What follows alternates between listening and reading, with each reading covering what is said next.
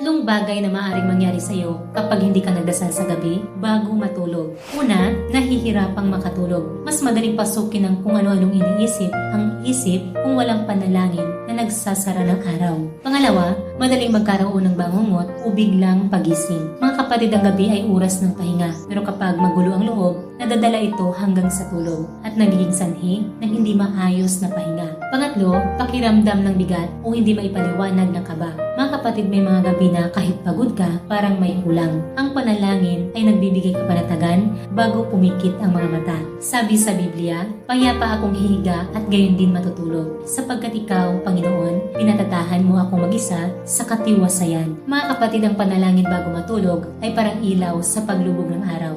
Hindi dahil madilim agad ang buhay, kundi para ipaalala sa iyo na hindi ka nag-iisa sa gabi. Kaya ngayong gabi, huwag kalimutang magdasal. Kahit isang pangungusap lang. Panginoon, pinagkatiwala ko sa iyo ang lahat. Sapat na iyon para gumaan ang loob mo.